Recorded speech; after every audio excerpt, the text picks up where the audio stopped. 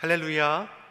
계속된 코로나19로 인한 어려움에도 우리 신실한 믿음으로 이기고 계신 성도님들을 예수님의 이름으로 환영하고 축복합니다. 최근 수도권 지역의 코로나19 확진자 급증으로 인해서 정부는 강화된 사회적 거리두기 일환으로 수도권 교회에 대한 비대면 예배만 가능하다는 교회 방역 조치를 내렸습니다. 결코 일어나서는 안 되는 일들이 일어나고 이러한 상황 가운데 우리는 큰 아픔을 느끼며 이제 우리가 정말이지 애통하는 마음으로 간절히 하나님께 매달려야 할 때임을 우리가 고백하게 됩니다. 사회적 거리두기 강화가 해제되기까지 우리 교회 안에서 있는 모든 예배는 우리 정부 방침에 따라서 온라인 영상 예배로 드려지게 됩니다. 성도님들께서는 각 가정과 계신 곳에서 시간과 장소를 구별하여서 온전하게 예배 드릴 수 있기를 바랍니다. 이 기간에 교회 내 모임도 따로 갖지 않습니다.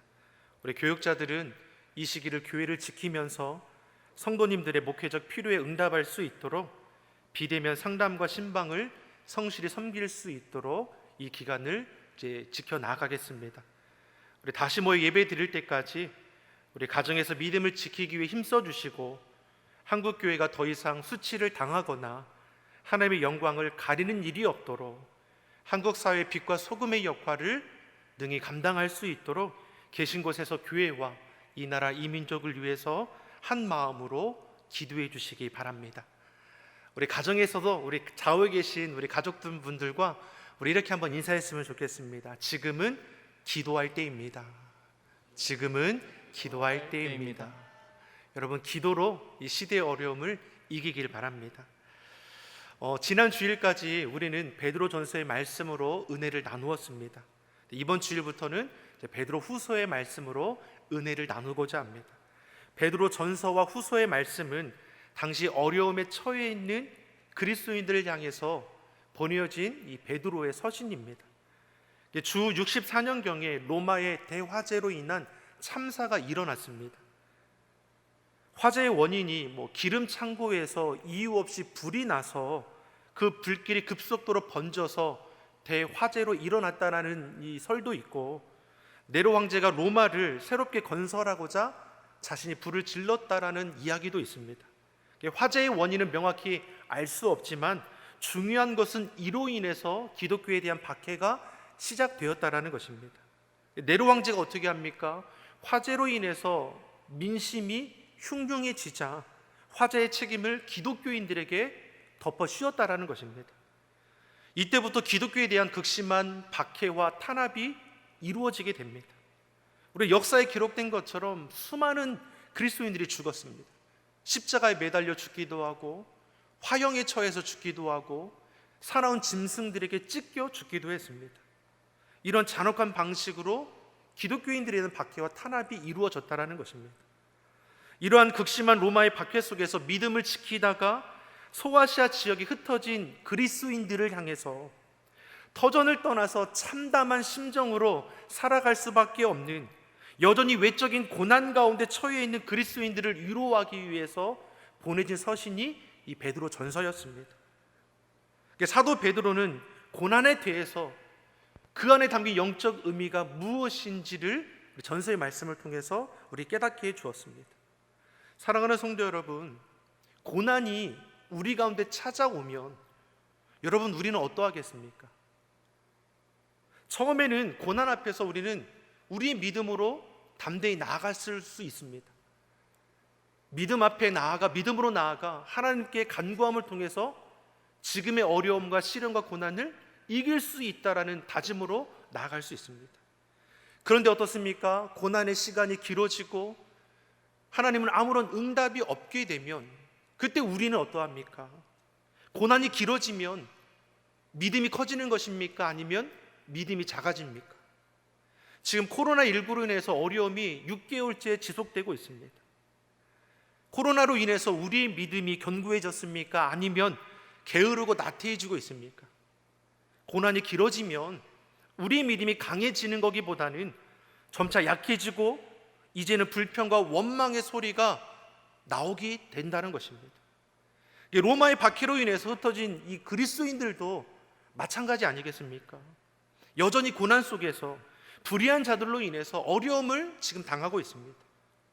죄악된 세상에서 믿음을 지킨다는 것이 쉽지 않은 것을 우리에게 지금 보여주는 것입니다. 그러한 고난 가운데 있는 그리스도인들에게 사도 베드로가 주는 말씀이 무엇입니까? 죄악된 세상에서 믿음을 지키기 위해 당하는 고난은 잠깐이라는 겁니다. 그러니 잠깐의 고난 앞에 너희가 악을 악으로 대적하거나 욕을 욕으로 대적하지 말고 예수님이 행하신 본을 따라 선한 행실로 이기는 자가 되라고 권면했다는 겁니다. 이미 예수님께서 십자가에서 승리를 보여주셨기 때문입니다. 저와 여러분이 그리스도의 증인으로 하나님의 영광에 참여할 자답게 시대의 어려움을 믿는 자답게 이겨낼 수 있기를 예수님의 이름으로 축원합니다. 자꾸만 세상에 속한 자들처럼 우리가 어떠합니까? 내 생각을 쫓아 행하고 내 신념을 의지하고 내 이념, 내 사상을 앞세워서 서로에 대해서 비방하고 판단하고 정죄하는 것으로는 결코 달라지는 것이 없습니다. 우리가 앞세워야 할 것은 무엇입니까? 하나님의 말씀입니다. 하나님의 보이신 사랑의 실천입니다. 저와 여러분이 어려운 일대일수록 하나님의 말씀을 앞세울 뿐만 아니라 예수님께서 우리에게 보여주신 사랑의 실천을 능히 행하여 나아갈 수 있기를 간절히 바랍니다. 그리고 나서 베드로전서를 쓴 지 한 3년 정도가 지난 후에 다시 소아시아 지역에 흩어진 그리스도인들에게 서신을 보내게 됩니다. 근데 서신을 쓰고 있는 베드로의 형편이 어떠했냐면 로마 감옥에 갇혀 있을 때입니다. 그리고 자신의 때가, 자신의 죽음이 임박했음을 베드로 스스로도 알고 있었습니다. 베드로후서 1장 13절과 1장 14절에 보면 이렇게 고백합니다. 우리 같이 보겠습니다.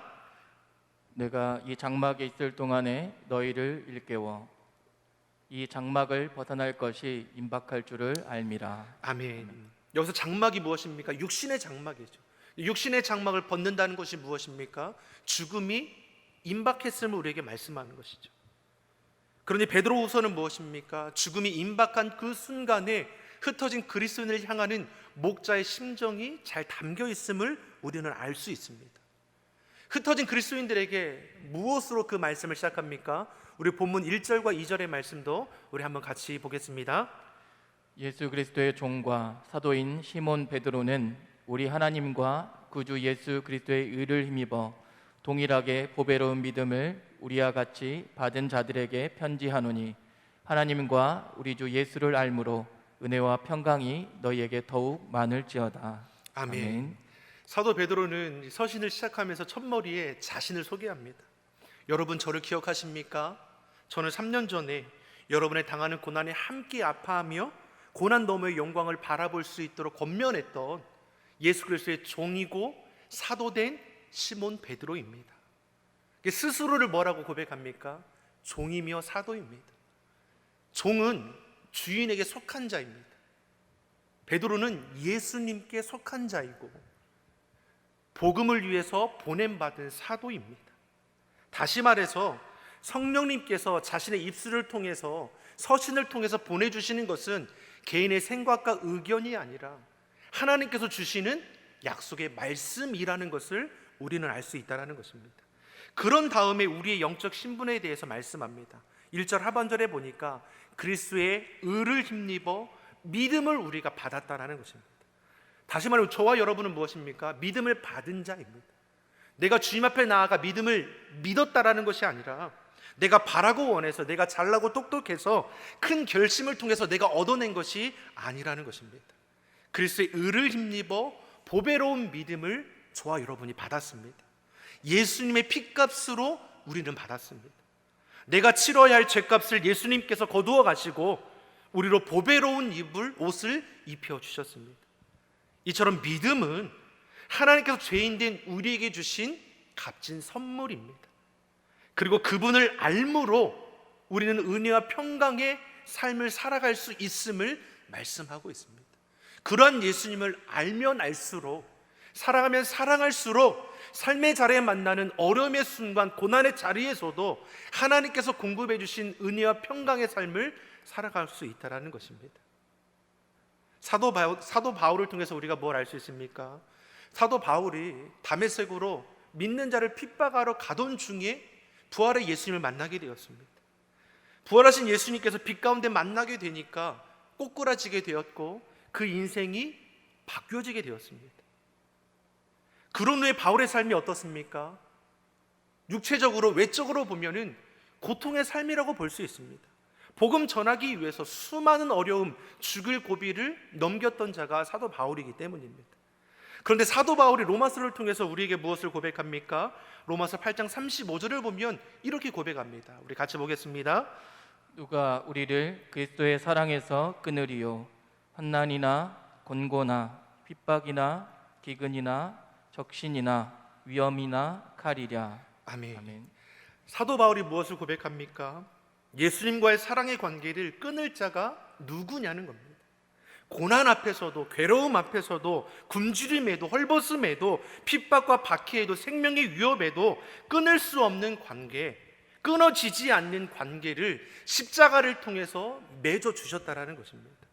사도 바울은 그분을 깊이 알므로 환난과 고난과 핍박과 기근과 적신과 위협의 순간에도 은혜와 평강 가운데 거할 수 있었다라는 것입니다. 사랑하는 성도 여러분, 우리가 예수님을 바로 알고 바로 믿을 수 있기를 바랍니다. 우리가 바로 알고 바로 믿는다면 우리도 시대의 어려움 앞에서 세상에 줄 수 없는 은혜와 평강을 누리게 될 줄 믿습니다. 예수님을 알기 전과 알은 후는 이토록 놀라운 차이가 일어나게 되는 것입니다. 오늘 4절 말씀을 보면 예수님을 알기 전에 우리의 모습을 뭐라고 말씀합니까? 정욕을 인하여 세상에서 썩어질 것에 매어 살았다라는 것입니다. 그렇지만 예수님을 알게 된 이후에는 어떻습니까? 예수님의 성품에 참여하는 자가 되도록 이끌어 가셨다라는 것입니다. 우리 본문 4절의 말씀을 우리 함께 보겠습니다. 이로써 그 보배롭고 지극히 큰 약속을 우리에게 주사 이 약속으로 말미암아 너희로 정욕을 인하여 세상에서 썩어질 것을 피하여 신의 성품에 참여하는 자가 되게 하려 하셨으니. 아멘. 예수를 만난 후에는 거룩한 분 앞에 서게 되면 우리의 죄악은 어떻습니까? 낱낱이 드러나게 되어 있습니다.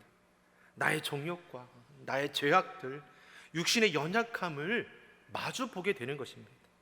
예수님을 알면 알수록, 예수님을 사랑하면 사랑할수록 나의 연약함과 나의 죄성을 보게 되고, 그로 인해서 이것을 씻어버리기 위해서, 내려놓기 위해서 회개하여 돌이키는 역사가 우리 안에 일어나게 되는 것입니다. 그러면서 점차 우리는 무엇입니까? 죄악된 삶은 벗어버리게 되는 것이고 예수님의 성품으로 옷을 입게 되는 것입니다. 요한복음 15장 말씀처럼 포도나무의 비유에 따라서 너희가 내 안에 거하고 내 말이 너희 안에 거하는 놀라운 역사가 이루어지는, 열매가 맺어지는 삶을 우리는 살아가게 되는 것입니다.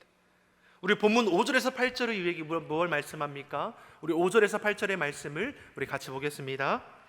이러므로 너희가 더욱 힘써 너희 믿음의 덕을, 덕의 지식을, 지식의 절제를, 절제의 인내를, 인내의 경건을, 경건의 형제 우애를, 형제 우애의 사랑을 공급하라. 이런 것이 너희에게 있어 흡족한즉 너희로 우리 주 예수 그리스도를 알기에 게으르지 않고 열매 없는 자가 되지 않게 하려니와. 아멘. 예수님의 성품에 참여하는 것이 구체적으로 어떠한 것인지를 우리를 설명해 주고 있습니다. 이를 위해서 너희가 더욱 힘쓰라고 했습니다.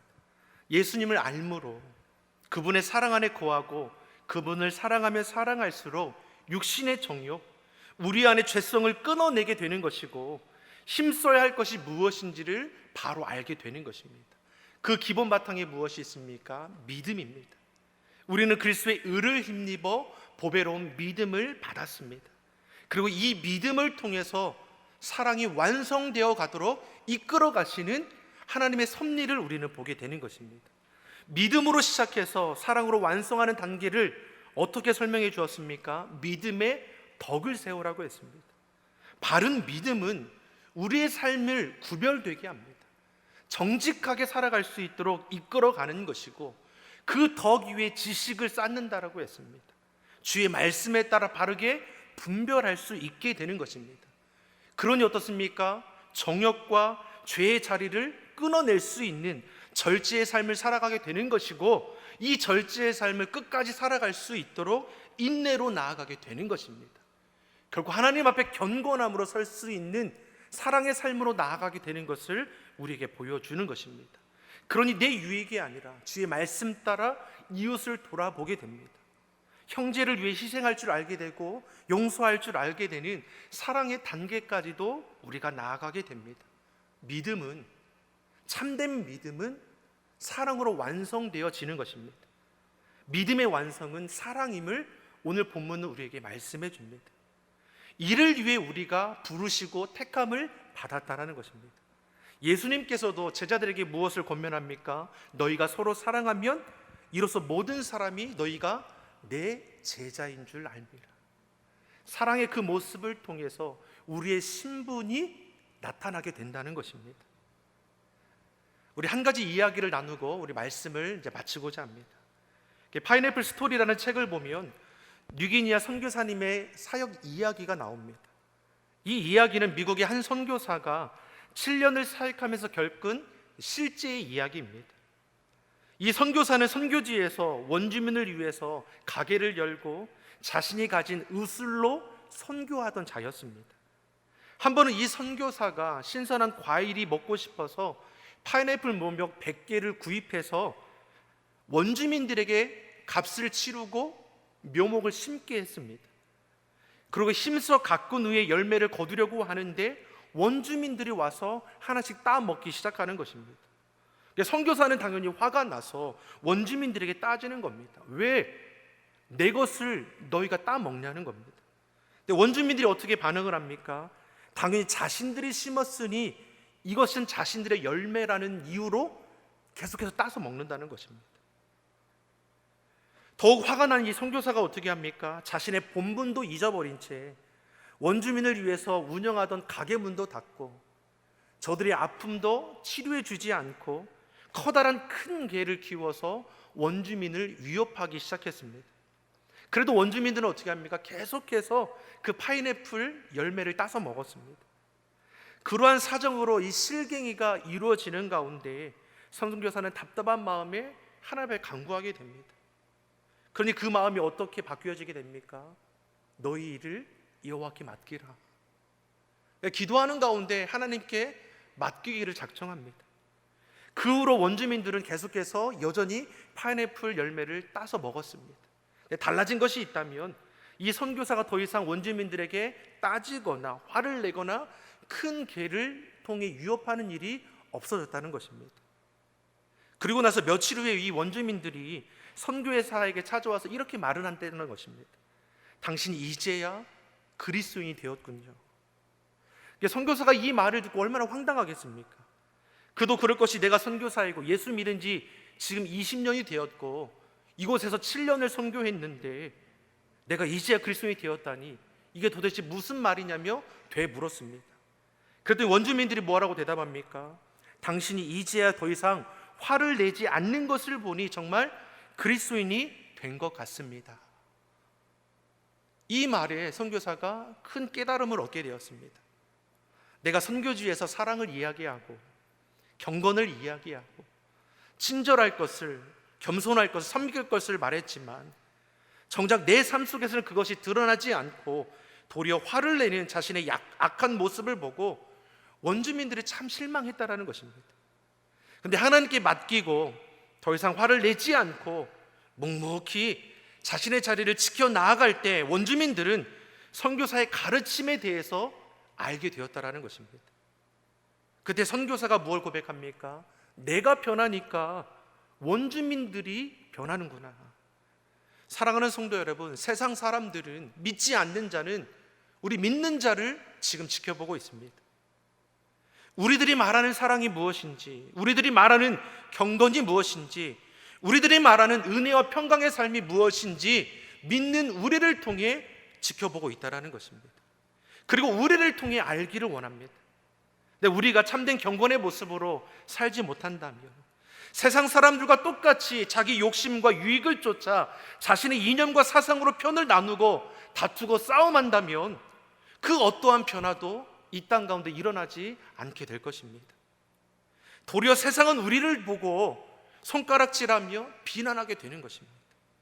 사랑하는 성도 여러분, 내가 변화해야 합니다. 저와 여러분이 주님 앞에 달라지기를 예수님의 이름으로 축원합니다.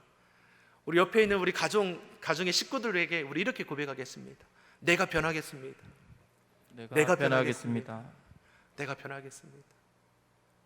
내가 변해야 합니다. 스스로 경건하다 자기를 속일 것도 없고 남을 비난하고 지적할 것도 없는 것입니다. 하나님의 자녀된 우리는 주어진 곳에서 하나님의 사랑을 실천하여 더 이상 이웃에 대해 무관심하지 않고 돌아볼 수 있는 사랑의 실천자의 모습이 되어야 할 것입니다. 구분하고 나누고 정죄하고 비난하는 것이 아니라 그럼에도 사랑하신 예수 그리스도의 본을 따라 저와 여러분이 참된 경건자, 참된 사랑의 실천자로 이 시대에 하나님을 증거할 수 있기를 예수님의 이름으로 축원합니다. 기도하겠습니다. 사랑의 하나님 아버지, 우리를 믿음의 사람으로 불러주시고 택하여 주심을 감사합니다. 우리가 믿음에 굳게 서서 사랑을 이루게 하여 주시옵소서. 악한 이 시대의 헛된 것에 마음을 빼앗기는 것이 아니라 주님 안에 거함으로 넉넉히 이기는 사랑의 실천자가 되게 하여 주시옵소서. 감사드리며 예수님의 이름으로 기도드립니다. 아멘.